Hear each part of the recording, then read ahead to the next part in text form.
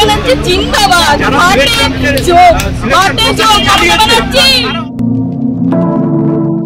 হাইকোর্টের রায় বহাল রাখলো দেশের শীর্ষ আদালত। এসএসসি 2016 পুরো প্যানেল বাতিল করলো সুপ্রিম কোর্ট। বাতিল হলো 25,753 জনের চাকরি। নিয়োগে ব্যাপক পরিমাণ দুর্নীতি হয়েছে জানালেন সুপ্রিম কোর্টের প্রধান বিচারপতি। সুপ্রিম কোর্টের তরফে বলা হয়েছে, যারা অন্য সরকারি দপ্তর থেকে এখানে এসেছিলেন তারা পুরনো জায়গায় যোগদান করতে পারবেন। 3 মাসের মধ্যে এই কাজ শেষ করতে হবে। এদিকে সুপ্রিম কোর্টের এই নির্দেশের পর কান্নায় ভেঙে পড়েছেন 2016 চাকরি প্রার্থীরা। তাদের বক্তব্য, 10 বছর আগে পরীক্ষা দিয়েছিলাম, কি করে জানবো যে সেই সময় দুর্নীতি হয়েছে?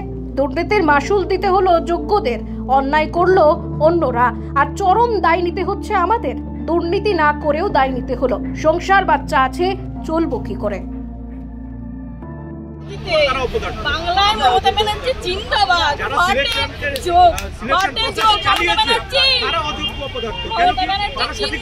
বেঁচে থাকুন এইভাবে আমাদেরকে শেষ করার জন্য। হাততালি আপনাদের জন্য, হাততালি। আমাদেরকে আপনি লাশের পর লাশ দেখবেন, এবার আবার লাশের পর লাশ দেখবেন। এটাই হচ্ছে আপনার মানে কৃতিত্ব। পুরো বাঙালিকে আমাদের নতুন প্রজন্ম আমাদেরকে পুরো শেষ করে দেওয়া হলো। এবার আপনি খুশি তো? জিতে গেছে তো আপনাদের বাম আমলের প্রতিশোধ নিতে। আপনারা যে খুলে আম দুর্নীতি করেছেন, কি ভেবেছিলেন বাপের উপর বাপ হয় না? দেখে নিলেন তো এবার বাপের উপরে বাপ হয়। আপনাদের অন্যায়ের জন্য আজকে আমাদেরকে বলির পাঠা হতে হলো, বলির পাঠা। কোথায় যাব আমরা? অবশ্যই মমতা ব্যানার্জির ক্যাডারদের জন্য। তারা যদি টাকা না নিয়ে কি করে আসতো? এই প্রশ্নটা এত বছর 2012 সালের এসএসসিতেও দুর্নীতি হয়েছে, সেটা চাপা পড়ে গেছে। তারপরে এটা খুলে আমি কোথায় কোথায় টাকা নেওয়া হয়েছে, কারা চাকরি পেয়েছে টাকা দিয়ে, কেন এগুলো কোথায়? যারা সরকার তারা যদি দুর্নীতির সাথে যুক্ত থাকে, আমাদের দোষ কোনটা? আমাদের যে আমরা অন্যায় করি, তারপরে আমরা যে এইখানে এসছি, অবশ্যই মমতা ব্যানার্জির লোকেদের যারা দুর্নীতি করেছে, তৃণমূলের, এটা হাজারবার তৃণমূলের যারা খুলে আমারও অফার এসেছিল টাকা দেওয়ার জন্য, আমি যাইনি। তৃণমূলের লোকেরা নাম বলে দিতে পারি, আমি নাম বলবো না এখন। সময় আসবে সব মরণ কামড়। এতদিন কি আমরা সবাই চুপচাপ ছিলাম? এবারে মরণ কামড় দিয়েই তারপর মরবো। মরে তো যাবো, এছাড়া এইভাবে আমরা বাড়িতে তো আর ফিরতে পারবো না।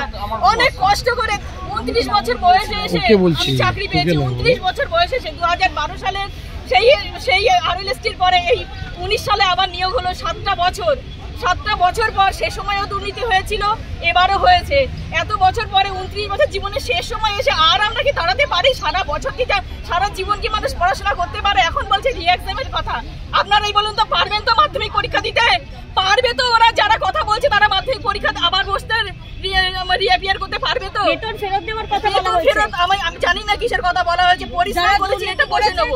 আরে বেতন ফেরত, যারা দুর্নীতি করেছে, আমরা তো দুর্নীতি করিনি, আর বেতন ফেরতের প্রশ্নই ওঠে না। আমরা যা সার্ভিস দিয়েছি আমাদের স্কুলে, আমাদের স্টুডেন্টদের কাছ থেকে খবর নিন। খাতাও দেখেছেন, মাধ্যমিক উচ্চ মাধ্যমিকের খাতাও তো আপনারা দেখেন। আমার এখনো আনফরচুনেটলি বলুন, ফরচুনেটলি বলুন, আমার কাছে এখনো আসেনি খাতা, আমি এখনো পাইনি। বাট অনেকেই পেয়েছে, আমার সহকর্মী যারা ছিলেন তারা পেয়েছেন।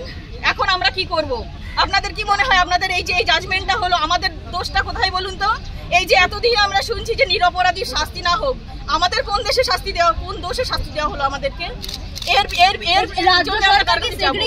বাছাই করতে পারেনি বলেই আপনাদের এই ফল ভুগতে হচ্ছে। বাছাই করবে কি করে?